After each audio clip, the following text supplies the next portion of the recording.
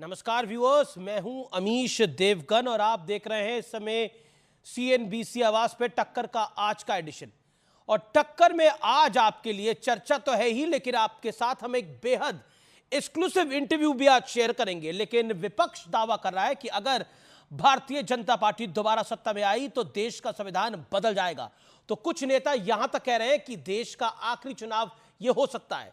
लालू यादव ने तो धमकी तक दे डाली है कि उनका कहना है कि जो भी संविधान बदलने का प्रयास करेगा देश की गरीब जनता उसकी आंख तक निकाल लेगी। तो राहुल गांधी कह रहे हैं कि एक डरा हुआ तानाशाह मरा हुआ लोकतंत्र चाहता है।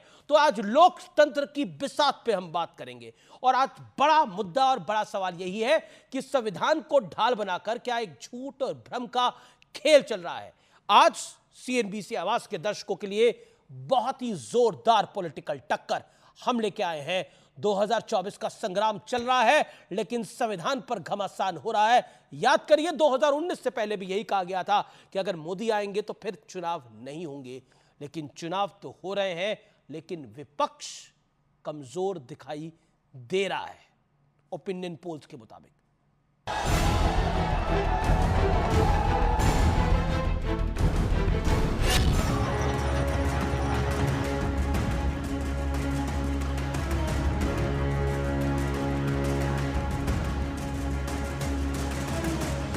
और झूठ फैलाते हैं संविधान बदल देंगे, संविधान बदल देंगे। भाइयों बहनों लिख के रखिए, मोदी तो क्या, बीजेपी तो क्या, स्वयं बाबा साहब आम्बेडकर भी इस संविधान को नहीं बदल सकते। संविधान पर मचे सियासी बवाल के बीच प्रधानमंत्री मोदी ने आज विपक्ष को दो टूक जवाब दिया है। इस पूरे बवाल की शुरुआत लालू यादव ने की थी। जो भी कोशिश करेगा संविधान को बदलने के लिए देश की गरीब पिछड़ी और दलित जनता आंख निकाल लेगी इनका। इस बीच ममता बनर्जी ने रामनवमी और दंगे को लेकर विवादित बयान दिया है। आज हमारे एक DIG को भी मुर्शिदाबाद रेंज में चेंज कर दिया बीजेपी का बातों पे। अगर मुर्शिदाबाद मालदा में दंगा हो जाए तो इसको जमींदारी इलेक्शन कमीशन को लेना होगा। अगर दंगा एक भी हो हम आपको पकड़ाएगा कि हमारा लॉ एंड ऑर्डर अभी इलेक्शन कमीशन आप देख रहा है। उधर इलेक्टोरल बॉन्ड पर भी खींचतान जारी है। इसको स्ट्रीट लेवल पे एक्सटॉर्शन कहा जाता है, हफ्तेबाजी कहा जाती है। ये हिंदुस्तान का सबसे बड़ा हफ्तेबाजी का स्कीम है। इलेक्टोरल बॉन्ड से भारतीय जनता पार्टी का बैंड बज गया है। ये वसूली पूरा देश और दुनिया जान गई है। इसी वसूली की वजह से महंगाई है। तो आज इन तमाम मुद्दों पर होगी देश की सबसे बड़ी बहस। 2024 की लड़ाई, संविधान की दुहाई। तो लड़ाई 2024 के आम चुनावों की है, लेकिन दुहाई हर तरफ भारत के संविधान की है। लेकिन आइए सुप्रसिद्ध विश्लेषण देख लेते हैं, संविधान पर विपक्ष के प्रोपेगेंडे का विश्लेषण। लालू यादव, जो भी संविधान बदलने का प्रयास करेगा, कोशिश करेगा, देश की गरीब जनता उसकी आंख निकाल लेगी। राहुल गांधी, डरा हुआ तानाशाह मरा हुआ लोकतंत्र चाहता है। अखिलेश यादव, समाजवादी पार्टी के मुखिया, चीफ, संविधान बदलने के लिए 400 पार का नारा दिया जा रहा है भारत का संविधान बदलने के लिए। अरविंद केजरीवाल अब जेल में है। उस तानाशाह का एक ही विचार है, सबको खत्म करना। वो केवल मैं रहता है, मैं रहता है। मल्लिकार्जुन खड़गे, कांग्रेस चीफ, अगर मोदी सत्ता में आए तो तानाशाही होगी, लोकतंत्र नहीं होगा। महबूबा मुफ्ती, ये आखिरी चुनाव हो सकता है। 2019 में भी एग्जैक्टली यही बातें की गई थी, यह आखिरी चुनाव होगा, संविधान बदला जाएगा, लेकिन हमारे सामने सब कुछ है। 2014 में भी जब नरेंद्र मोदी को प्रधानमंत्री का कैंडिडेट बनाया गया था तब बहुत कुछ कहा गया था, यह डर की दुकान चलाई गई थी। पीएम मोदी ने किया क्या है? संविधान को सामने रखकर बीजेपी का संकल्प पत्र जारी किया है। शायद देश की इकलौती ऐसी पार्टी है जिसने यह करा है। लेकिन आज का बड़ा प्रश्न क्या है? क्या वोट की लड़ाई में हारे तो जनता को डराने के सहारे विपक्ष पहुंच गया है?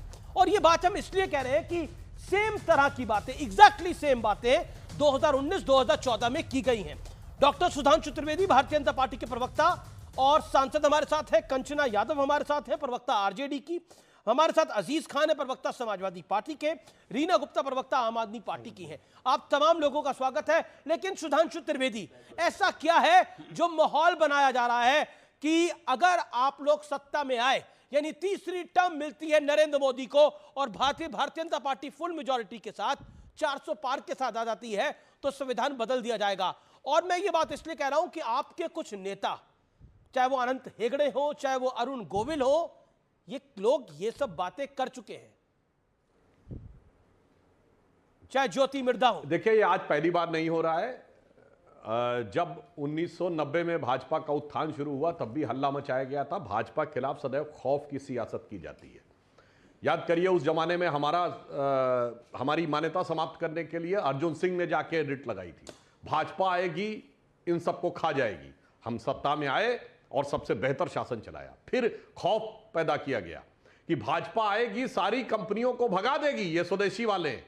फैक्ट ये हुआ, हमारी केंद्र में सरकार आई जब वाजपेयी जी की, तो हमने सेकंड स्टेज इकोनॉमिक रिफॉर्म्स किया। फिर मोदी जी के लिए कहा गया आएगी तो मुसलमानों को खा जाएगी। क्या हुआ? फैक्ट ऑफ द मैटर है कि सबसे बेहतर काम होना शुरू हुआ। यह कहा गया था कि राम मंदिर जिस दिन बन जाएगा मुस्लिम मिडिल ईस्ट के देश पेट्रोल देना बंद कर देंगे। फैक्ट क्या हुआ है? राम मंदिर बन रहा है, यूनाइटेड अरब अमीरात के साथ हमारा मिडिल ईस्ट कॉरिडोर बन रहा है, सऊदी अरब हमारे साथ डील कर रहा है इकोनॉमी के लिए। G20 के बाद एक दिन रुके थे मोहम्मद बिन सलमान काम करने के लिए, और अबू धाबी में भी मंदिर बन रहा है। और जहां तक संविधान की बात है तो मैं कहना चाहता हूं अमित जी, ये सारी पार्टियां अपना संविधान तो बदल चुकी हैं। निश्चित रूप से इनके आने से देश का संविधान खतरे में है, क्योंकि इन पार्टियों में कभी भी हमारे यहां जैसे संविधान में कोई व्यक्ति 2 बार से ज्यादा राष्ट्रीय अध्यक्ष नहीं रह सकता। इनकी पार्टियों ने अपने क्लॉज सब बदल दिए हैं आम आदमी पार्टी के संविधान में। सुधांशु, मेरा काउंटर पॉइंट है, मैं कहता हूं शक की जड़ कहां से आती है? सुधांशु जी आप सांसद हैं, आपका बहुत सम्मान है, लेकिन शक की जड़ कहां से आती है? जब आपके प्रत्याशी मेरठ के अरुण गोविल कहते हैं, जब आपकी प्रत्याशी ज्योति मिर्धा कहती है, जो हाल ही में भारतीय जनता पार्टी में आई है, तो यह तब शक होता है। जब अनंत हेगड़े कहते हैं कि हम संविधान बदलना चाहते हैं, तो शक की गुंजाइश वहां होती है। तो शक का बीज भी तो आप ही के लोग डाल रहे हैं, या फिर ये सोची समझी पॉलिटिकल रणनीति है? मैं बताता हूं अमित जी, पहले मैं अपनी पूरी बात पूरी कर लूं। तो इन सारी पॉलिटिकल पार्टियों ने शी जिनपिंग मॉडल की तरह अपना संविधान बदल रखा है कि एक ही व्यक्ति और एक ही परिवार सदैव रहेगा। और रही बात इनकी शक की बात, तो मैं शक का भी इलाज बताता हूं। ये तो संविधान की अवहेलना कर चुके हैं। इस देश में संविधान बदला गया था कि नहीं? बोलिए। अभी सीए केंद्र से पारित कानून है, उसके खिलाफ राज्य विधानसभाएं प्रस्ताव पारित करती हैं। यह संविधान के अनुरूप है, संविधान की धज्जियां उड़ाना है। केंद्र की एनआईए एजेंसी जाएगी और उस पर हमला होगा एक राज्य में, बंगाल में। यह संविधान की धज्जी उड़ाना है कि नहीं? प्रधानमंत्री कहेगा तो बंगाल के मुख्यमंत्री कहेंगे मैंने फोन पे बात ही नहीं की। यह संविधान की धज्जी उड़ाना है? यह बताइए। आम आदमी पार्टी के नेता जेल से सरकार चलाएंगे और कहेंगे संविधान इनके आने पे बचा रहेगा। और मैं कहना चाहता हूं, इस देश में एक बार संविधान समाप्त किया गया था, वो जो कर चुके हैं वो बताएं ना। सारे मानवाधिकार समाप्त कर दिए गए थे, आपको उठा के जेल में रखा जा सकता था, जेल में आप हमेशा के लिए रहेंगे, कोर्ट में आप जा नहीं सकते, और पुलिस को आपको कोर्ट में प्रोड्यूस ही नहीं करना है। हुआ था कि नहीं? इस देश में मानवाधिकार समाप्त कर दिए गए थे कि नहीं? तो जो कर चुके हैं वहां कोई शक, मैं दर्शकों से पूछता हूं, कोई शक इनके वर्तमान संविधानों से देख लीजिए। 2021 मैं जवाब ले लेता हूं। मैं एक लाइन और कह दूं। जी 21वीं सदी का एक लाइन मैं कह दूं, 21वीं सदी का पहला सूरज जिस दिन उगा है 1 जनवरी 2001 के बाद से। ये जितनी पार्टियां बैठी बता दें अपनी पार्टी में किसी परिवार के अलावा किसी को सत्ता दी हो, तो संविधान इनके आने से खतरे में है, क्योंकि लोकतंत्र के नहीं, लोकतंत्र का लबादा ओढ़कर राजतंत्र चलाने वाले लोग हैं। जी मेरे साथ कंचना यादव है। कंचना यादव, लालू यादव को क्यों बोलना पड़ा कि संविधान बदलने की कोशिश करेगा, देश की गरीब जनता उनकी आंख निकाल लेगी, लेकिन संविधान तो बदलने की बात भारतीय जनता पार्टी ने करी नहीं। प्रधानमंत्री ने तो उल्टा बोला कि संविधान है और हमेशा रहेगा, चाहे बाबा साहब भी उतर के अब नीचे आ जाए, संविधान नहीं बदला जा सकता। क्या आपको लगता नहीं है कि आप डर दिखाकर अपना गेम बनाना चाहते हैं, पॉलिटिकल गेम बनाना चाहते हैं? यह आरोप है बीजेपी का आपके ऊपर, आप डर की दुकान चला रहे हैं।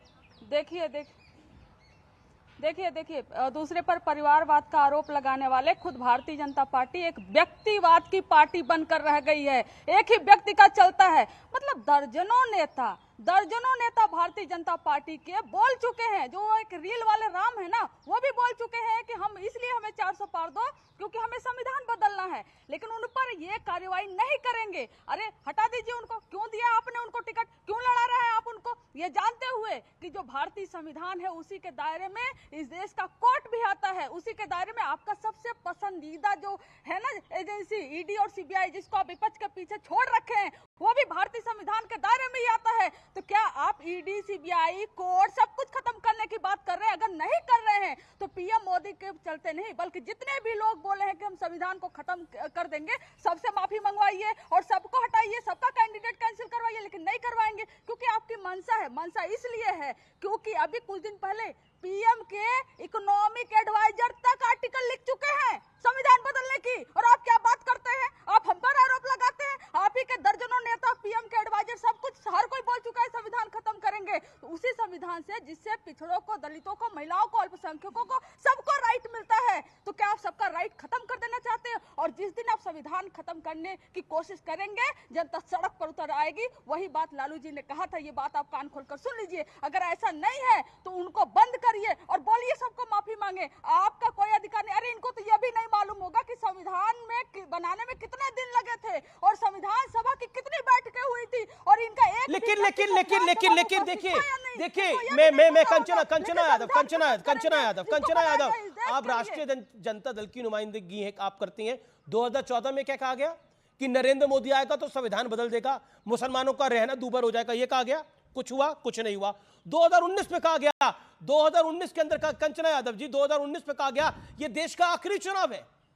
हर पॉलिटिकल पार्टी ने ये बात बोली जो नरेंद्र मोदी और भारतीय जनता पार्टी के विरोध में थी, ये देश का आखिरी चुनाव है। चुनाव हो रहा है, आप भी चुनाव लड़ रही हैं, आपको जीतने की उम्मीद है ना? इस देश में जीतने की उम्मीद है ना? मैं आपको बता रही हूँ, इस जितने भी भड़काऊ भाषण दिए गए हैं, जितने भी भड़काऊ भाषण इस देश में अल्पसंख्यकों के खिलाफ दिए गए हैं, उसका डेटा आया हुआ है। मोर देन 80% उन राज्यों से आए हैं जहां पर भारतीय जनता पार्टी की सरकार है। ये शांति की बात करते हैं। अरे मणिपुर में आग लग गया, 2 समुदाय लड़ रही थी आपस में, लेकिन कब गए? देश के गृह मंत्री कब गए? जब चुनाव आ गया। और कहते क्या है? नहीं, उससे पहले गए गृह मंत्री, 4 दिन वहां पे वो रुके। सरकार का पूरा उपाय। ठीक है, मैं जवाब लेता हूँ। गृह मंत्री उससे पहले गए थे, उन्होंने फ्लोर ऑफ द हाउस में भी इस बात को बोला था। सुधांशु त्रिवेदी, क्योंकि सुधांशु का रिप्लाई जरूरी है। सुधांशु देखिए 2015 के विधानसभा चुनाव में एक बार आरजेडी, जिसे कहें जो आरजेडी ने फैलाया कि आप लोग आरक्षण को समाप्त करना चाहते हैं, जो मोहन भागवत जी के शब्दों से उन्होंने निकाला, उसके बूते पर आपको एक चुनाव हरा चुकी है, इसलिए लगता है उनको कि ये सिक्का चल जाएगा। बताता हूं, ये कंचना यादव जी बता सकती हैं कितने दिन? हमसे इन्होंने अभी सवाल पूछा था ना कि संविधान कितने दिन में बना, बताइए कितने दिन में बना, बताइए मुझे संख्या। अरे 2 साल 11 महीने 18 दिन 167 बैठकें हुई थी। आपसे ज्यादा इस पर हमें जानकारी है क्योंकि हमारे लोग उसमें मौजूद थे। वो लोग जो भारत को आजाद दिलाए, भारत को आजादी दिलाए, लेकिन आपके लोग उसमें नहीं होंगे। भैया आपकी पार्टी 1990 में बनी। जवाब एक सेकंड कंचना यादव जी, अब मैं जवाब दे दूं। अब मैं बताता हूं, बाबा साहब अंबेडकर ने जब संविधान बनाया तो उन्होंने कहा संविधान की उद्देशिका यानी प्रस्तावना, प्रीएम्बल ऑफ द कॉन्स्टिट्यूशन संविधान की आत्मा है, इसे कभी नहीं बदला जा सकता। और संविधान की आत्मा बदली गई 42वें संविधान संशोधन में 1976 में सेकुलर सोशलिस्ट वर्ड डालकर। और आपको न पता हो तो मैं बता दूं, सेकुलर वर्ड पे बहस हुई, इसको इनिशिएट करने वाले थे एचएन मुखर्जी, उस पर डिस्कशन करने वाले थे लोकनाथ मिश्रा और पंडित जवाहरलाल नेहरू। और बाबा साहब अंबेडकर ने कहा कि जो देश में माइनॉरिटी शब्द होगा तो सेकुलर नहीं हो सकता, सेकुलर होगा तो माइनॉरिटी नहीं हो सकता। मगर पंडित नेहरू का बहुत आग्रह है कि माइनॉरिटी होना चाहिए, इसलिए सेकुलर नहीं होगा। ये बाबा साहब अंबेडकर की फाइटिंग है, इसलिए।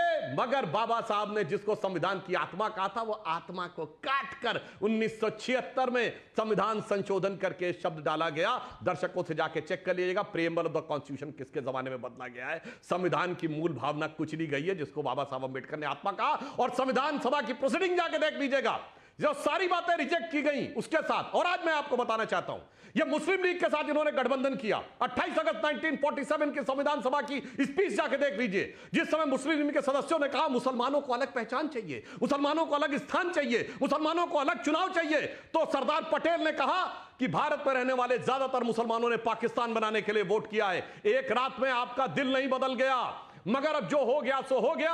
अब अलग पहचान, अलग चुनाव की बात मत करो। अब ये कहो देश के साथ कैसे एक साथ रह सकते हैं। 28 अगस्त 1947 सरदार पटेल का बयान, और ये मुस्लिम लीग के नेता मिर्जा सिराजुद्दीन के द्वारा, और वो मुस्लिम लीग के साथ आज गठबंधन में आके खड़े हुए हैं। संविधान की धज्जियां उड़ाने वाले लोग, संविधान की मूल भावना उड़ाने वाले लोग, जिनके राज के लिए कोर्ट ने कहा जंगल राज है, हमने नहीं कहा, कोर्ट ने कहा जंगल राज है, जिनके जमाने में क्या बिहार की स्थिति हुई, जिन्होंने देश में संविधान की क्या स्थिति की, वो आज आकर कहते हैं। और आज जिनके लोग कहते हैं दक्षिण भारत अलग हो जाना चाहिए, अरे शर्म आनी चाहिए आपके इंडी गठबंधन के सहयोगी क्या कहते हैं तमिलनाडु वाले कि बिहार के लोग पानी पूरी बेचने के लिए, 40 सेकंड रिप्लाई, बिहार वालों के लिए क्या बोलते हैं।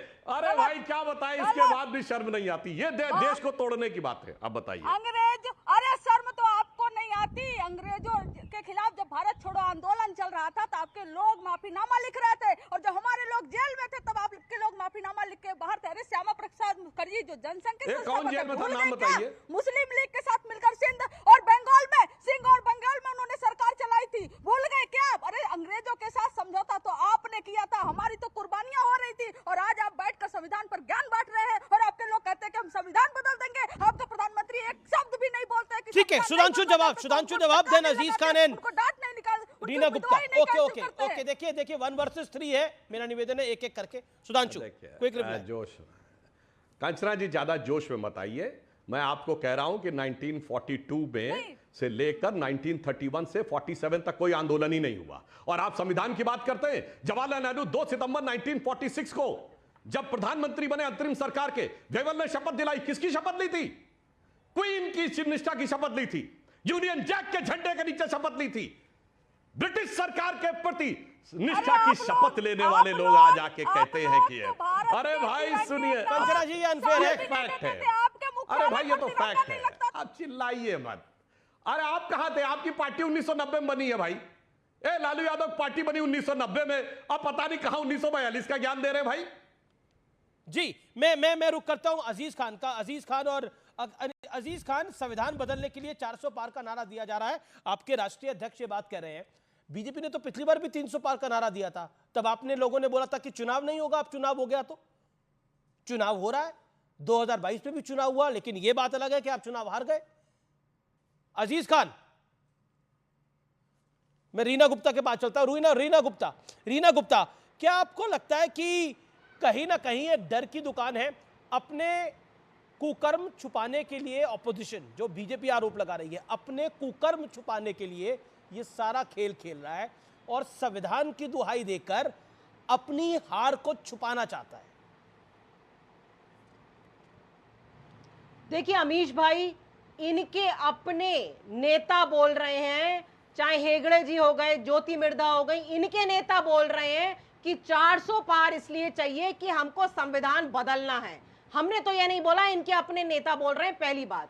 दूसरी बात, आप देखिए, चाहे सुधांशु भाई हो, चाहे प्रधानमंत्री हो, ये देश को या तो अतीत में लेके जाएंगे, मुगलों की बात करेंगे, आजादी से पहले की बात करेंगे, या फ्यूचर के ख्वाब दिखाएंगे। प्रधानमंत्री जी कहते हैं कि 2047 में आपके सपने पूरे होंगे। भाई इस समय प्रेजेंट में आप हमारे लिए क्या कर रहे हैं वो बताने के लिए तैयार नहीं है। इनसे बोलो कि नौकरियों का क्या हुआ, तो ये कहेंगे 2047 में आपको नौकरी मिलेगी। इनसे पूछो जो किसानों के लिए इन्होंने बोला था एमएसपी लाएगी, वो पूरे इनके घोषणा पत्र में एमएसपी का कहीं जिक्र नहीं है। किसानों को लेकिन अरविंद केजरीवाल ने बात बोली, जो मैं अरविंद केजरीवाल को कोट कर रहा हूं। उस तानाशाह का एक ही विचार है, सबको खत्म करना, वो केवल मैं में रहता है। प्रधानमंत्री नरेंद्र मोदी तो सबका साथ, सबका विकास की बात करते हैं, सबके विश्वास की बात करते हैं। 30 सेकंड मैं आ रहा हूं सुधांशु जी आपके पास। देखिए अमीश भाई, हमारे संविधान में सबको समानता का अधिकार है, लेकिन ये मोदी सरकार है जो सिर्फ कुछ पूंजीपतियों के हाथ पे इशारों पे नाच रही है। आप देखिए 1% जो देश में इस समय लोग हैं वो 60%, 60% रिसोर्सेज पे कब्जा करके बैठे हुए हैं। सारे मोदी बड़ा जी के बयान आ वोट गया पे, ममता मोदी बनर्जी जी का। वोट पे काला धन गौमूत्र का पीने को कहेगी भारतीय जनता पार्टी, गोबर खाने को कहेगी भारतीय जनता पार्टी, लोगों के सोने का टाइम तय करेगी भारतीय जनता पार्टी। यह विवादित बयान है अपने आप के अंदर, और ममता बनर्जी के बयान पर विवाद है। और सुधांशु त्रिवेदी हमारे साथ है, और ममता बनर्जी ने यह लाइन दी थी कि अगर रामनवमी पे दंगे होते हैं तो इलेक्शन कमीशन जिम्मेदार होगा। सुधांशु त्रिवेदी, आप लोग देखिए, गोबर खाने को ममता कह रहे बनर्जी हैं, जी जो गौमूत्र कुछ बोल पीने को रही बोल हैं, रहे हैं, सोने का टाइम तय करेंगे आप लोग, ये ममता जी कह रही है। मैं बता रहा हूं, देखिए हिंदू धर्म और भारतीय संस्कृति के प्रति घृणा और अवमानना में यहां तक चले जा रहे हैं कि अनाप शनाप बोलने लगे हैं। मैं ममता बनर्जी जी से कहना चाहता हूं, देखिए वही भाषा हो गई ना जो तमिलनाडु में बोला गया था कि गौमूत्र वाले राज्यों में। वैसे मैं सबके लोगों के कंसिडरेशन के लिए बता दूं, गौमूत्र का एज पेस्टिसाइड पेटेंट है, यूएस में पेटेंट है, 2 पेटेंट है। आप जाइएगा तो पेटेंट का नंबर भी मिल जाएगा। और मैं ये भी बात बता देना चाहता हूं, सिर्फ आज से 60 साल पहले जिस जमाने में गौमूत्र पे और गोबर पे टिके हुए हैं, अरे वो क्या टिके हुए हैं? आपकी इंडिया अलायंस की नेता कह रही है आज के युवा को नौकरी चाहिए। नौकरी पे बताइए, नौकरी पे पर बताइए। बीजेपी ने थोड़ी बोला है, बीजेपी की चली ये गौमूत्र पे तो गौमूत्र गोबर की बात तो विपक्ष कर रहा है, ममता दीदी ने बोला गौमूत्र और गोबर की बात मत करिए, नौकरी की बात करिए। अरे भाई गोबर की बात ममता बनर्जी कर रही है। रीना गुप्ता अपनी टर्न पे, let BJP MP respond, let BJP MP respond. लेकिन गौमूत्र की बात भारतीय जनता पार्टी के किसी नेता ने नहीं करी, गोबर की बात बीजेपी के किसी नेता ने करी, ममता दीदी ने करी है, बंगाल की मुख्यमंत्री ने करी है, दंगे की बात भी उन्होंने करी है। सुनिए तमिलनाडु के मुख्यमंत्री, सुनिए तमिलनाडु के डीएमके के एक मंत्री ने कहा कि बीजेपी सिर्फ गौमूत्र के राज्यों में जीतती है, जब हम राजस्थान, छत्तीसगढ़, मध्य प्रदेश जीते। सुनिए रीना जी, कान खोल के सुनिए, गौमूत्र वो लाए, आज ममता बनर्जी ला रही है गौमूत्र, हम नहीं ला रहे हैं। और मैं कह रहा हूं गौमूत्र का पेटेंट भी, आप तो पढ़ी लिखी पार्टी वाली हैं, या आईआईटी का जो आपका ग्रेजुएट है इससे जाके पूछिए। अब सुनिए, अरे भाई अब आप बीच में आप, मैं डिस्टर्ब नहीं कर रहा था, हम बता रहे हैं हम क्या लाए, अभी बताते हैं। अरे भाई हम बता रहे हैं, एक एक करके देखिए रीना जी, संविधान में एक एक करके बात करते हैं। इनकी पार्टी का रीना जी आपके बीच में बोले, इनके लिए सुनिए मनीष सिसोदिया के लिए अलग संविधान है और केजरीवाल के लिए अलग संविधान है। ठीक उसी मामले में मनीष सिसोदिया को जेल जाना पड़ता, उससे इस्तीफा दिलवा लेते हैं। ठीक उसी शराब घोटाले में जब केजरीवाल जेल जाते तो इस्तीफा नहीं देते। यह है संविधान को कैसे दुरुपयोग करना है, वरना मुझे जवाब दे के जाइए। अगर आपके हिसाब से यह आरोप राजनीतिक है तो क्यों मनीष सिसोदिया से रिजाइन करवाया था, क्यों सत्येंद्र जैन से रिजाइन करवाया था? आपका पंजाब का एक मिनिस्टर, आपने खुद कहा कि आरोप लगते ही उसको डिसमिस कर दिया, कौन से कोर्ट से उसके खिलाफ जजमेंट आ गया था तो किया। इसलिए यह होता है। और आज स्टार प्रचारकों में सुनीता जी क्यों है? वैसे आपकी पार्टी का अंदरूनी मामला है, अब क्या करें। इधर कंचना जी की पार्टी के साथ जब संगत में आए हैं तो जैसे उन्होंने राबड़ी जी को बैठा दिया था, पिछड़ों दलितों की बात करने वालों को, जिस दिन सत्ता छोड़ने की बात आती है तो पिछड़ा दलित छोड़िए, अपनी जाति में एक योग्य व्यक्ति नहीं मिलता है। सारा का सारा सिर्फ परिवार और सिर्फ परिवार। और अब तब अन्ना जी गुरु थे, अब लालू जी गुरु हैं, तो हो सकता आगे कुछ हो तो मुझे बता दीजिएगा कि काहे सिसोदिया के लिए अलग रूल और केजरीवाल के लिए अलग रूल। रीमा जी ये बताइए, केजरीवाल के लिए अलग नियम और सिसोदिया के लिए अलग नियम क्यों है? संविधान, लेकिन आपने तो अपनी आइडियोलॉजी बदल ली, भ्रष्टाचार के खिलाफ आए थे, आज भ्रष्टाचार की बात कर आपके कई नेता, एक नहीं कई नेता जेल के अंदर है, कई नेताओं को आपने खुद हटा दिया, लेकिन आप अब डिफेंड नहीं कर पा रहे उस बात को। आपने तो अपनी आइडियोलॉजी बदल ली, पॉलिटिकल आइडियोलॉजी बदली है, 2 साल से छापे पड़ रहे हैं, बदली है। हजारों लोगों को इंटरव्यू किया है इन्होंने, एक पैसे का भ्रष्टाचार नहीं निकला है कहीं पे। वहीं दूसरी ओर प्रधानमंत्री खुद कह रहे थे आप पेशे से वकील हैं, एक पैसे का भ्रष्टाचार नहीं निकला है तो मुझे बताइए ये लिकर पॉलिसी बुच्ची बाबू को लीक क्यों करी गई थी? रीना गुप्ता, बुच्ची बाबू को लिकर पॉलिसी लीक क्यों करी गई थी? दिल्ली की लिकर पॉलिसी तेलंगाना में के कविता के सीए को लीक क्यों करी गई थी? दिल्ली की लिकर पॉलिसी का के कविता के सीए से क्या लेना देना है? के कविता इस समय सीबीआई की हिरासत में है, ये देश को जवाब देना पड़ेगा। जवाब दीजिए। अमीश भाई, ये सब भारतीय जनता पार्टी के द्वारा गढ़ी मनोहर कहानियां हैं। इन्होंने मैं बिल्कुल बीजेपी के हवाले से नहीं बोल रहा। You are officer of the court. नहीं रीना जी, आपने हमारे चैनल पे आरोप लगाया है कि ये बीजेपी की कहानी मैं बोल रहा हूं। बिल्कुल मैं बीजेपी की कहानी नहीं बोल रहा, बिल्कुल मैं ईडी की कहानी नहीं बोल रहा। मैं कोर्ट में जो हुआ मैं उसकी कहानी बोल रहा हूं। ये ऑनरेबल कोर्ट की प्रोसीडिंग का मामला है और आप ऑफिसर ऑफ द कोर्ट है। बुच्ची बाबू को लेकर कोर्ट में बात हुई है और आप मुझे बताइए दिल्ली की शराब पॉलिसी क्या कर रही थी तेलंगाना के अंदर, ये जवाब दीजिए। उसके पॉइंटर्स क्यों थे तेलंगाना के अंदर और क्या आपने अपनी पॉलिटिकल आइडियोलॉजी को टोटली फ्लिप फ्लॉप नहीं कर लिया? रीना गुप्ता 30 सेकेंड। देखिए अमीश भाई, पहले तो सुधांशु जी जवाब दे कि शरद रेड्डी जिसको ये किंगपिन बोल रहे थे उससे इन्होंने 60 करोड़ रिश्वत क्यों ली? 60 करोड़ रिश्वत लेके उसको मार के पीट के इन्होंने जो चाहा उससे लिखवा लिया। मंगुंटा रेड्डी उसको एक किंगपिन बता रहे थे, उसको टिकट क्यों दिया चुनाव लड़ने के लिए?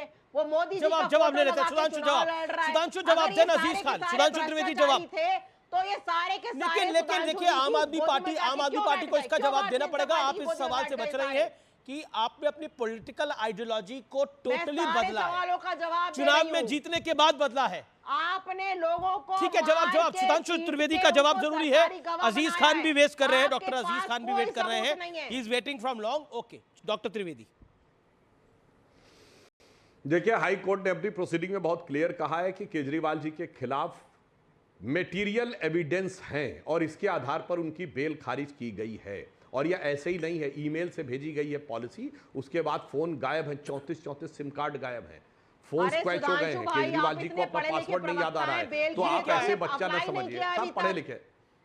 देखिए अच्छा चलिए, मैंने तो सीधी बात कह दी है, सुनिए ना। अरे भाई वो तो आप बात सुनिए ना, देखिए फिर बीच में बोलने लगी। अरे भाई मैं तो कह रहा हूं, चलिए आपके हिसाब से सारा मामला फर्जी है, राजनीति से प्रेरित है, तो सिसोदिया से क्यों रिजाइन करवाया ये मुझे बता दीजिए। Good point. मतलब सिसोदिया दोषी है और केजरीवाल दूध के धुले। जवाब दे दीजिए। Okay Reena Gupta 10 second. मनीष सिसोदिया ने क्यों रिजाइन करा और अरविंद जी क्यों पद पर है? जवाब इसी सवाल पर रुकते हैं। अमीश भाई, क्योंकि मनीष जी के पास बहुत सारे पोर्टफोलियो थे। ये थोड़ी ना होता है कि आप एक एक करके एक एक नेता को जेल में डाल दो और हम रिजाइन कर दे। कहां संविधान में लिखा है बताएं सुधांशु जी मुझे। ये तो बहुत पढ़े लिखे प्रवक्ता है। आप कह रहे हैं कि मनीष सिसोदिया के पास बहुत काम था और सीएम साहब के पास कोई काम नहीं है। पोर्टफोलियो नहीं था। मनीष भाई बोलने दीजिए। नहीं आप ही ने बोली ये बात। बीच में आपने बोला कि मनीष सिसोदिया के पास बहुत सारे पोर्टफोलियो थे, यानी मनीष जी के पास काम था और सीएम के पास काम नहीं है, मंत्री के पास, डिप्टी सीएम के पास सारा काम है और मुख्यमंत्री के पास काम नहीं है। उसका इस्तीफा क्यों? Okay Sudhanshu answer is clear, loud and clear. वो कह रहे पोर्टफोलियो सिसोदिया जी के पास थे इसलिए लेने पड़ गए, मुख्यमंत्री के पास कोई है नहीं।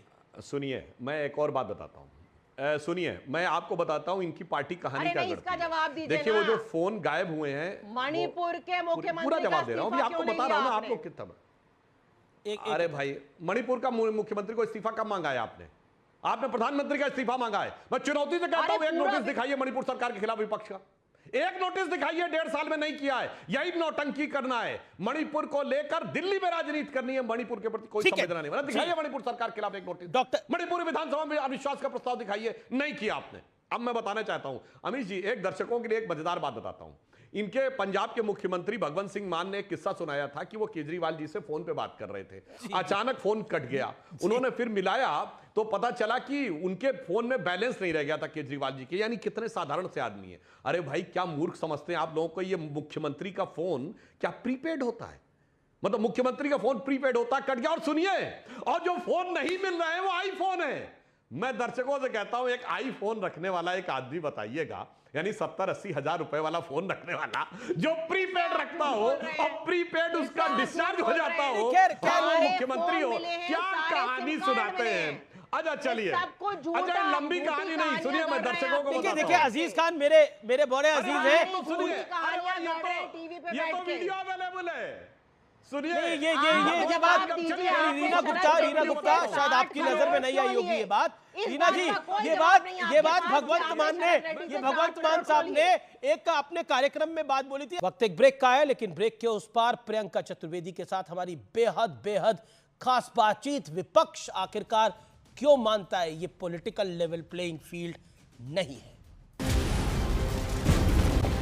बेहद खास बातचीत का।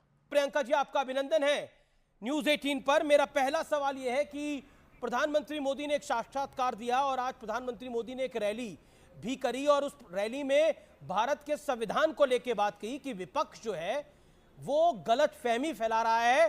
नरेंद्र मोदी का शासन जब तीसरी बार आएगा तो कोई संविधान नहीं बदल सकता। प्रधानमंत्री मोदी ने यहां तक कहा कि अगर खुद बाबा साहब अंबेडकर भी आ जाए तो वो अब संविधान को नहीं बदल सकते।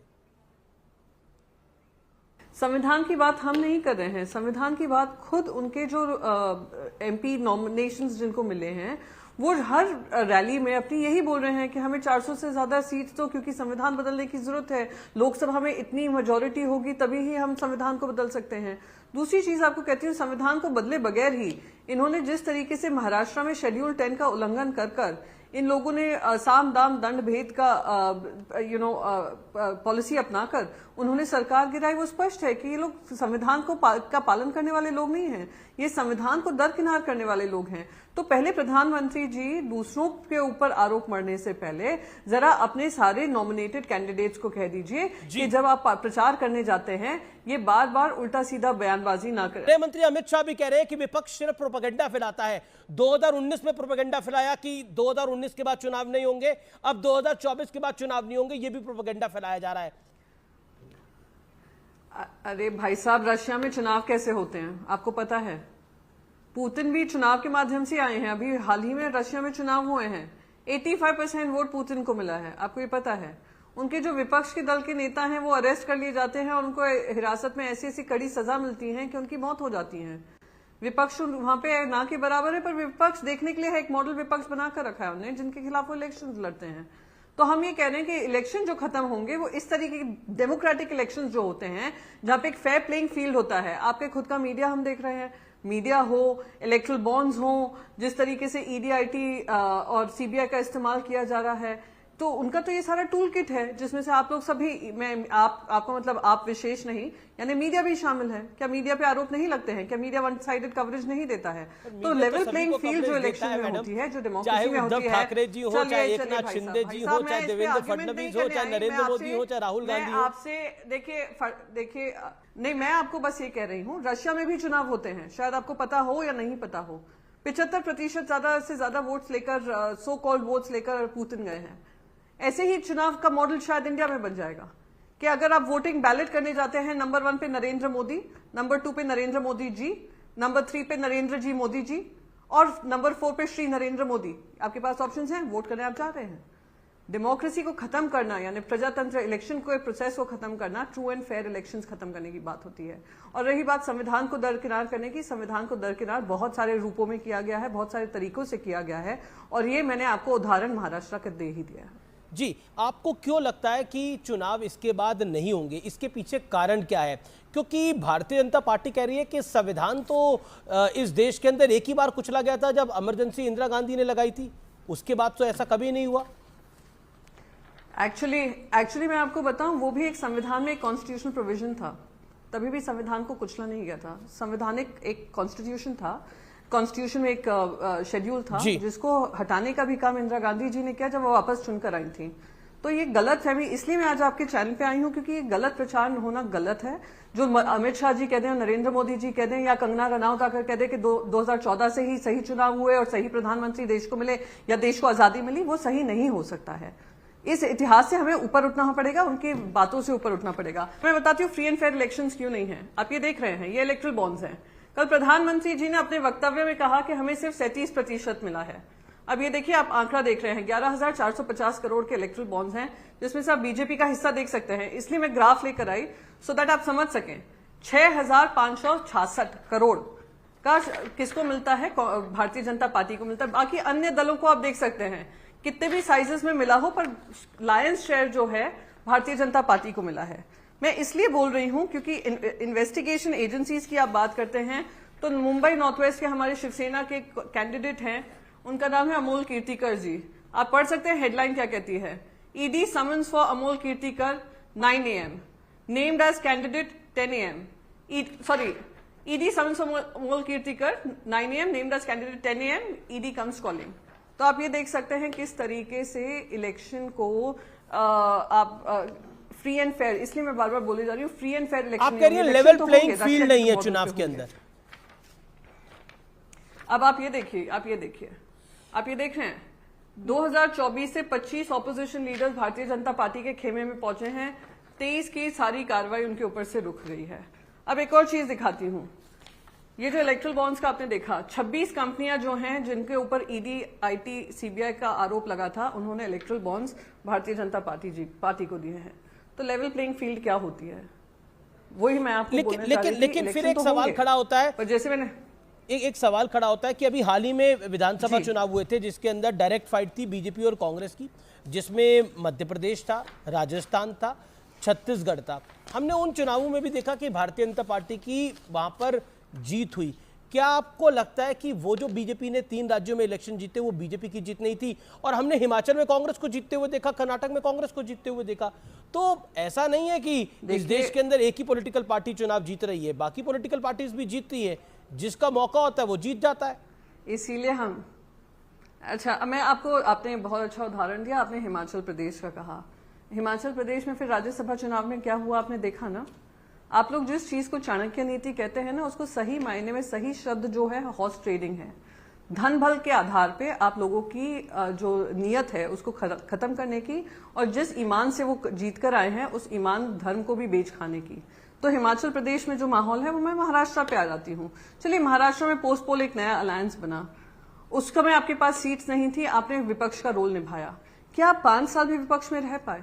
आपने तोड़ मरोड़ कर आपने सरकार बना ली है। सरकार खुद, सुप्रीम कोर्ट ने क्या कहा है? सुप्रीम कोर्ट ने कहा है ये इलीगल और अनकॉन्स्टिट्यूशनल है, फिर भी वो सरकार कायम है, चली रही है। यानी सुप्रीम कोर्ट की भी सुनवाई को, डिसीजन को आपने दरकिनार किया हुआ है, क्योंकि आप जानते हैं आपके पास सत्ता है। अब रही बात इलेक्शन जीते हैं, इलेक्शन हारे हैं, तो वही तो हम कह रहे हैं 2024 में इनको आने दीजिए, शायद वो भी प्रोसेस खत्म कर देंगे। 1 नेशन 1 इलेक्शन की बात शुरू हुई है, कहीं वहीं से जो परिवर्तन लाना है संविधान में उसी के माध्यम से ले आएंगे। मैं फिर से आपको दोहरा रही हूँ जी, पॉलिटिकल पार्टीज को खत्म करने की बात नहीं कर रही हूँ। पॉलिटिकल पार्टीज के लिए लेवल प्लेइंग फील्ड छोड़ना ही नहीं कि आप विपक्ष को इतना मजबूर कर दें कि वो लड़ते रहें, पर ना उनको मीडिया सुने, ना उनको किसी तरीके का धन बल उनके पास हो, ना उनके पास सोशल मीडिया का बल हो। हर चीज को आप नेशनल सिक्योरिटी की आड़ में आप सबको सेंसर कर देंगे। तो लेवल प्लेइंग फील्ड जहां नहीं होती है वहां पे प्रजातंत्र के उसूलों का पालन नहीं होता है। प्रियंका जी, ईडी के विषय को लेकर तमाम political parties honourable supreme court में भी गई थी, जहां पर पिटीशन को रिजेक्ट कर दिया गया। Point number 1। और अभी अगर हम कोर्ट्स की बात करें तो उसी कोर्ट ने संजय सिंह को बेल दी है, उसी कोर्ट ने संजय सिंह को बेल दी है, और आपकी पार्टी के संजय राउत साहब को भी ईडी के केस में ही बेल मिली है। अच्छा, तो फिर मैं आपको बताती हूँ, आप सिर्फ ये नहीं, इसी पर मत खत्म करिए कि उनको बेल मिली है संजय राउत जी को। अच्छा, वो आपने संजय राउत जी का उदाहरण दिया। जब कोर्ट में उनकी हियरिंग हुई, आपको पता है ईडी को क्या फटकार लगी थी? एनफोर्समेंट डायरेक्टरेट को कहा गया था कि उन्होंने एक सिविल केस को क्रिमिनल केस किया है, क्योंकि उनका एकमात्र उद्देश्य था किस तरीके से एक पॉलिटिकल अपोनेंट जो महाराष्ट्र में उनकी पोल खोल रहे थे भारतीय जनता पार्टी की, उनको आपने अरेस्ट करने का, चुप करने का, दबाव डालने का काम किया है। ये बेल हियरिंग में उनकी पूरी रिपोर्ट है। दूसरी बात मैं कहूंगी, मैं आपसे जुडिशरी पे सवाल नहीं उठा रही हूं। आपने फिर कहा संजय सिंह जी को लेकर, संजय सिंह जी ना एक मेंबर ऑफ पार्लियामेंट जरूर थे, क्या वो कैबिनेट में मंत्री थे? अगर लिकर पॉलिसी का कोई डिसीजन हुआ, अगर कहीं दूर दूर से कोई स्कैम भी है इसमें, जहां भी अभी भी एक सत्य नहीं है, एक तथ्य नहीं है, खुद सुप्रीम कोर्ट ने कहा कोई मनी ट्रेल नहीं है, कोई डॉक्यूमेंट ईडी दिखा नहीं पाया। पर हाईकोर्ट पे अरविंद केजरीवाल का डिसीजन है। अगर एक सेकंड, अभी अरविंद केजरीवाल के मामले में डिसीजन दिया है। एक minute, if you can allow, decision नहीं लिया है, एक्सटेंशन दिया है ईडी को, उनको हिरासत में रखने के लिए। अब मुझे कंप्लीट कर लेने दीजिए। सुप्रीम कोर्ट ने संजय सिंह के मामले में यह तक कहा था कि अगर आप इसकी बेल को अपोज करते हो तो फिर हम आपका सारा कच्चा चिट्टा है वो खोल देंगे, क्योंकि आपके पास ना प्रूफ है ना कोई डॉक्यूमेंट्स है। अब रही बात अरविंद केजरीवाल जी की, आप मनीष सिसोदिया को ले लीजिए, अरविंद केजरीवाल को ले लीजिए, वहां पे ये लोग बेल एक्सटेंशन, ये अरेस्ट का एक्सटेंशन क्यों मिल रहा है? क्योंकि एनफोर्समेंट डायरेक्टरेट आकर नए बयान दे रही है कि उनके पास कुछ नए तथ्य आए हैं जिसको उनको कन्फ्रंट करना पड़ेगा। अभी तक कोई तथ्य नहीं आया है। अभी आप 1 हफ्ते और ये रख लेंगे, आप देख लेंगे कि सुप्रीम कोर्ट में जब ये हियरिंग आएगी और कोई भी मूवमेंट ईडी का नहीं हुआ होगा, तो सुप्रीम कोर्ट भी उसका खुलासा करेगी। अगर तो एक सुप्रीम extension कोर्ट मिल अगर जाना निश्चित तौर हिरासत पर में लेने सुप्रीम के लिए कोर्ट कुछ निर्णय देगा, does not make them culpable of corruption। नहीं, I totally agree with you, लेकिन सुप्रीम कोर्ट जब निर्णय देगा तो उसको भी हम दिखाएंगे। अभी तो हाई कोर्ट का निर्णय आया है जिसमें उन्होंने बोला है कि बतौर आम आदमी पार्टी के कन्वीनर और बतौर सीएम उनके ऊपर एलिगेशंस हैं और उनको अरेस्ट करने के सबूत है। ये जो ऑनरेबल कोर्ट ने बोला है, मैं उन ऑनरेबल कोर्ट को कोट कर रहा हूं जो उनकी ऑर्डर में आया है। मैं ऑब्जर्वेशन की बात नहीं कर रहा, मैं अगले सवाल के ऊपर मैं आपको थोड़ा मुझे 30 सेकंड और दे दीजिए पहले सवाल का जवाब देने के लिए। मैं आपको एक और चीज बता दूं कि जब से ये सरकार आई है, पीएमएलए कोड को लेकर, पीएमएलए लॉ को लेकर भी ये कहा गया कि अब political parties can also be part of a criminal conspiracy. तो आप समझ सकते हैं जो पॉलिटिकल पार्टी को हेड करते हैं, whether they know of the corruption और don't know of the corruption, अगर पॉलिटिकल पार्टी को ही आपने करप्ट बता दिया या किंग पिन बना दिया तो जो भी उसमें शामिल है उन सबको कर सकते हैं। एक पॉलिटिकल एंटिटी को ऐसे ही जैसे इनकम टैक्स डिपार्टमेंट में भारतीय जनता पार्टी के ऊपर तो कोई अकाउंट्स फ्रीज नहीं होंगे, पर कांग्रेस पार्टी के सारे अकाउंट्स फ्रीज हो जाएंगे। I hope you know they are out of income tax ambit. पर यहाँ पे इन्होंने तोड़ मरोड़ कर ये काम किया है क्योंकि किस तरीके से विपक्ष के हाथ बांधने, पर उनको राहत मिल गई अभी कोर्ट से, उनको जेल में डाल अभी कोर्ट ने कांग्रेस पार्टी को राहत दी थी, लीन किए गए थे उनके। प्रधानमंत्री सारे मीडिया में आकर अपनी बयानबाजी करें जिनसे कोई क्रॉस क्वेश्चन भी ना करे, कोई उनके सत्य पे भी ना जाए, उनके तथ्यों को भी ना प्रश्न पूछ सके, इसलिए ये काम किया जा रहा है। हाँ जी, अगला सवाल। ममता बनर्जी ने कहा है कि अगर रामनवमी के मौके पर भारतीय जनता पार्टी के द्वारा कोई दंगा होता है तो इसका जिम्मेदार चुनाव आयोग होगा। क्या आपको लगता नहीं है ये संवैधानिक संस्था पर सवाल उठाने देता है? क्योंकि अभी कुछ देर पहले ममता जी का ये बयान आया है बंगाल की मुख्यमंत्री का। अच्छा, इलेक्शन, चलिए देखिए, मैं भगवान श्री राम के नाम पे जो अपना काम करते हैं जैसे भारतीय जनता पार्टी करती है, मैं उसमें पढ़ना नहीं चाहूंगी कि शिवसेना के लिए भगवान श्री राम हमारे आस्था का विषय है, हमारे काम का विषय है, हमारे धर्म का विषय है, हमारे कर्म का विषय है।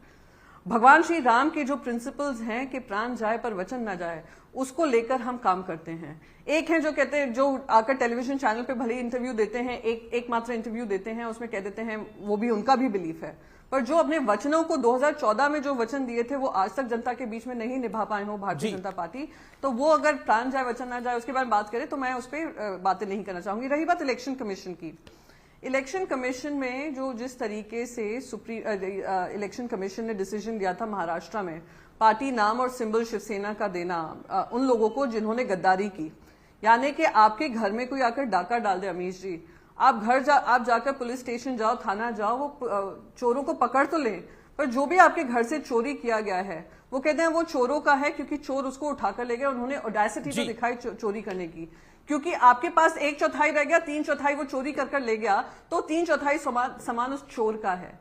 इस तरीके का निर्णय लिया गया इलेक्शन कमीशन का, क्योंकि कोर्ट में केस जारी है सुप्रीम कोर्ट में, मैं इसलिए टिप्पणी नहीं करना चाहूंगी। सुप्रीम कोर्ट ने भी बाकायदा इलेक्शन कमीशन से कहा है जो 2/3 का रूल है और जिस तरीके से डिस्क्वालिफिकेशन होना चाहिए था, इनको सस्पेंड होना चाहिए था, इनको डिस्क्वालीफाई करना चाहिए था, रीइलेक्ट होकर आना चाहिए था, तो मान्यता मिलती है। पर आपने पहली बार हुआ होगा देश के इतिहास में, क्या दुनिया के इतिहास में, जो फाउंडर मेंबर है एनसीपी के, उनसे चुनाव चिन्ह लेकर दूसरे, तो इलेक्शन कमीशन पे क्यों नहीं सवाल उठाने चाहिए? Election commission officer, chief election commissioner आकर एक प्रेस कॉन्फ्रेंस में जब चुनाव का पूरा इलेक्शन बताते हैं कि क्या 7 फेजेस होंगे, उसमें आकर एक स्पीच देते हैं, एक पोएम बोलते हैं कि मैंने रातों रात ये पोएम बनाई थी, जिसमें he sounds more like a BJP spokesperson, less like an election commissioner. Then I have a question to ask, ये क्या इंडिपेंडेंट एजेंसीज पे सवाल नहीं पूछ सकते? ये क्या हमने नया वो बनाया हुआ है?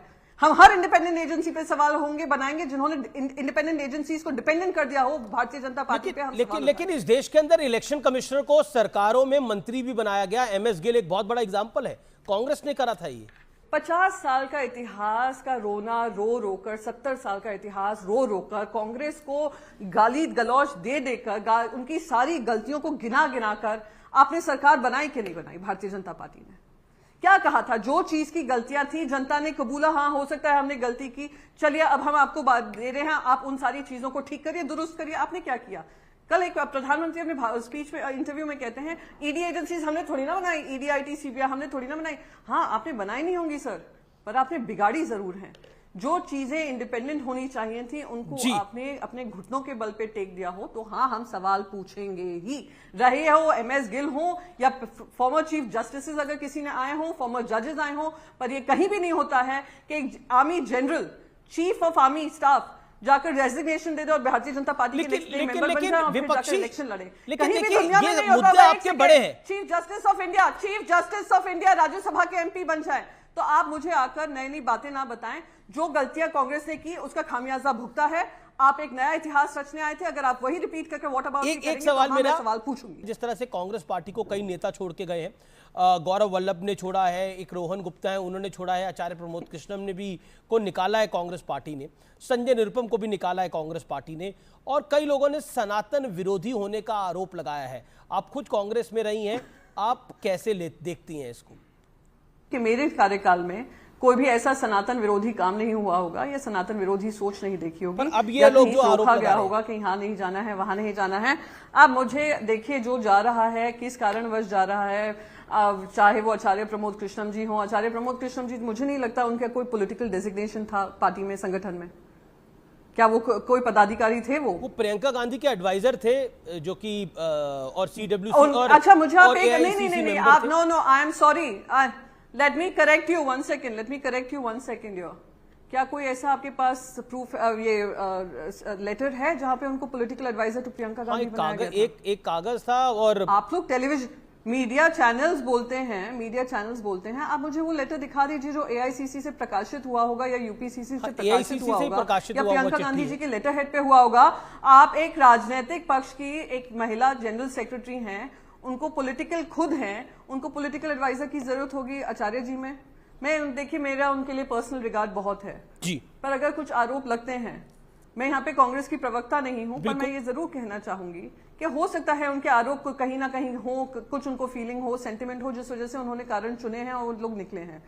पर ये कहना कि वो कि इस वजह से ही वो निकले हैं, मैं मानती हूँ कि कहीं ना कहीं उसमें गलत है। और जो कमियां हैं, आप कमियां रहकर पार्टी में बताइए, जरूर बताइए, करिए, जैसे ठीक लगे करें। सबकी अपनी जिंदगी है। संजय निरुपम ने एक आपके कैंडिडेट शिवसेना के कैंडिडेट अपना बता दिया जी शिवसेना के कैंडिडेट को संजय निरुपम ने खिचड़ी चोर कहा है, जो खुद मुंबई नॉर्थ में जब खड़े हुए थे उन्होंने कांग्रेस पार्टी का लूजिंग मार्जिन बढ़ाया हो। नॉर्थ वेस्ट में आकर गुरुदास कामत जी के ऊपर उन्होंने अपनी पार्टी से कहा कि मुझे वो सीट दी जाए और उसका भी लूजिंग मार्जिन बढ़ाया हो। पिछले 10 साल से चुनाव हारे हों, शिवसेना में 2 बार राज्यसभा बने, फिर शिवसेना के बारे में उन्होंने अनर्गल बयानबाजी की है। तो वो आदमी जो किसी का सगा नहीं हो सकता, वो अपनी जनता का क्या सगा होगा? तो मैं ज्यादा इस पे बोलना नहीं चाहूंगी, पर हाँ ये हेडलाइन जरूर आपके सामने है जी।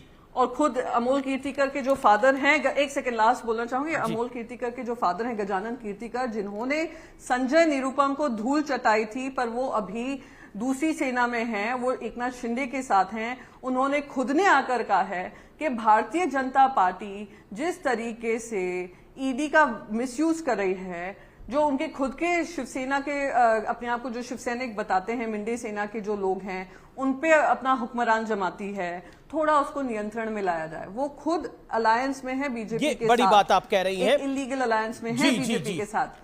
तो आप जरा थोड़ा सा महाराष्ट्र पे स्कोप बढ़ाएं, मैक्रो लेवल की बात कम। अगर मुझसे बात कर रहे हैं तो मैं आपको सारे तथ्य भी दे दूंगी कि जो आरोप भी लगा रहे हैं बेबुनियाद हैं, इस उम्मीद में कि उनको भारतीय जनता पार्टी या एकनाथ शिंदे उनको टिकट दे देगा, वो भी उनका नहीं होने वाला है। तो बहुत शुक्रिया बातें करना। और एक और लास्ट चीज लास्ट रमेश जी, क्योंकि काफी दिन बाद आपके शो में आई हूँ, अमोल कीर्तिकर जी भारी बहुमत से जीतेंगे और पार्लियामेंट में आकर उत्तर पश्चिम के मेंबर ऑफ पार्लियामेंट बनेंगे। मैं आपको यहाँ पे आश्वासन देकर जाता हूं। बहुत बहुत शुक्रिया प्रियंका जी हमारे साथ आपका जुड़ने के लिए और अपना वक्त देने के लिए, धन्यवाद। तो ये थी प्रियंका चतुर्वेदी जो कि खास तौर पर हमसे बात कर रही थी।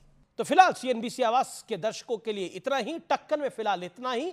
आप सबको मेरी नमस्कार और कल रामनवमी है तो आप सबको मेरी राम राम भी। जय हिंद।